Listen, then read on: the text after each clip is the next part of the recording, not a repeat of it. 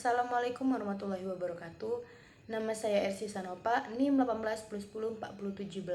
Di sini saya akan menyampaikan ceramah singkat saya guna untuk memenuhi tugas praktik ibadah kemasyarakatan, khutbah dan ceramah. Assalamualaikum warahmatullahi wabarakatuh. Puji syukur atas kehadiran Allah Subhanahu wa taala, karena berkat rahmat dan karunia-Nya lah kita dapat berkumpul di ruangan ini dalam keadaan sehat walafiat.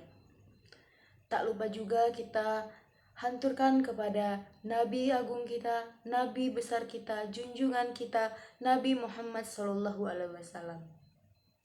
Sahabat sekalian, di sini saya akan menyampaikan ceramah singkat saya yang berjudul Akhlak yang Indah Berhadiah Jannah. Sahabat sekalian, pernahkah kita merasa kagum ketika melihat orang yang begitu mulia akhlaknya? Ketika bertemu dengannya, begitu tulus senyumnya, dan ketika kita berada di dekatnya, kita merasa nyaman atas luhur budi dan tutur katanya. Amanah tubuh yang Allah berikan, Ia gunakan dengan begitu sempurna untuk beribadah dan ikhlas membantu sesama. Lalu kita berpikir, bagaimana dengan gambaran akhlak diri ini? Sangat mudah tersulut emosi, hal kecil dibesar-besarkan, bahkan perhitungan dengan kebaikan yang dilakukan. Melihat manusia biasa yang memiliki akhlak mulia, kita begitu terpesona. Bagaimana dengan manusia yang sempurna, yang memiliki akhlak yang sempurna, yakni Rasulullah SAW. Sampai Allah mengutus beliau untuk menyempurnakan akhlak dan sebagai rahmatan al-alamin, sebagaimana sabda Rasulullah SAW yang artinya, sesungguhnya aku hanyalah diutus untuk menyempurnakan akhlak yang luhur. Hadis riwayat Ahmad dan Bukhari.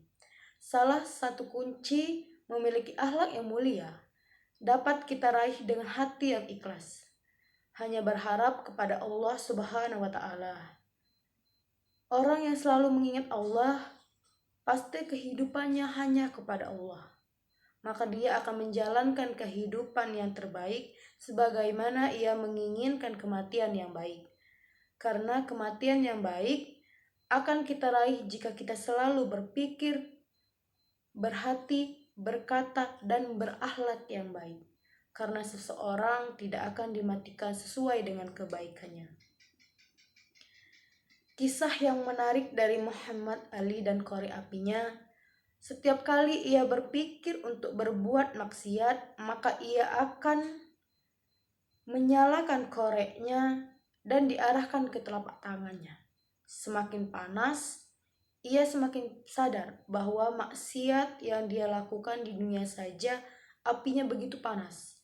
Bagaimana dengan siksaan Allah yang sesungguhnya di nerakanya, yang ada nerakanya terkelap. Na'udzubillah. Kita mengakui mencintai Rasulullah SAW dan menginginkan berjumpa dengan beliau, tapi untuk mengikuti apa yang beliau contohkan, mengapa kita belum bersungguh-sungguh untuk meraih itu? Kenapa kita masih mendahulukan hawa nafsu, ego dengan memilih berakhlak mulia pada orang yang baik kepada kita, padahal Rasulullah SAW saja tidak pilih-pilih.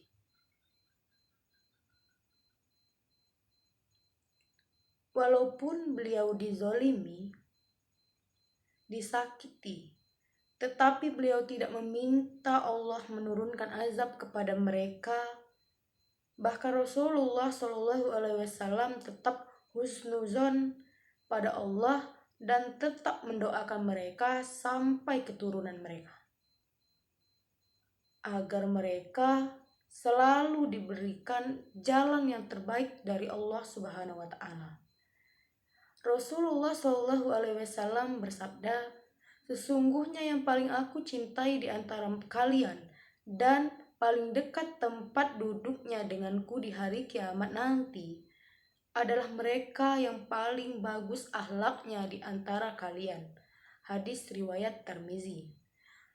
Terkadang kita merasa sudah memiliki amalan surga dengan memenuhi ibadah yang wajib dan sunnahnya. Namun kita sendiri belum tahu apakah Allah sudah menerima amal ibadah kita atau belum. Kita bangga dengan amalan itu sampai mereka sangat berharap dari amalan tersebut. Kita akan masuk surga, namun kita tidak berkaca dengan akhlak kita. Rasanya surga itu belum dekat. Kita lebih mudah untuk melakukan tahajud dan saum sunnah dibandingkan berakhlak mulia. Minimal kita tidak membicarakan keburukan orang lain dan memberikan senyuman yang tulus kepada orang lain. Ya, karena amalan ibadah alam mulia yang melibatkan sesama dirasa lebih sulit daripada amalan ibadah yang langsung kita lakukan kepada Allah tanpa melibatkan perantara pada sesama manusia. Hal ini sebagaimana yang disyariatkan dalam sabda Rasulullah SAW yang artinya orang mukmin yang paling sempurna imannya adalah yang paling baik akhlaknya. Hadis riwayat Tirmizi. Masya Allah sekali sahabat-sahabat sekalian. Semoga kita semangat memperbaiki diri, terutama untuk meraih ridho Allah Subhanahu wa Ta'ala.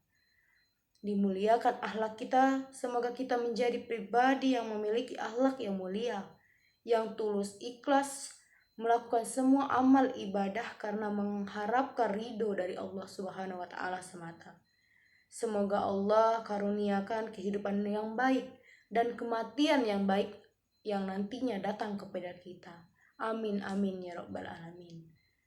Sahabatku sekalian, hanya itu yang dapat saya sampaikan. Apabila ada kata-kata yang salah dan menyinggung perasaan kalian, saya mohon maaf kepada Allah, saya mohon ampun. Wabillahi taufiq wal hidayah. Wassalamualaikum warahmatullahi wabarakatuh.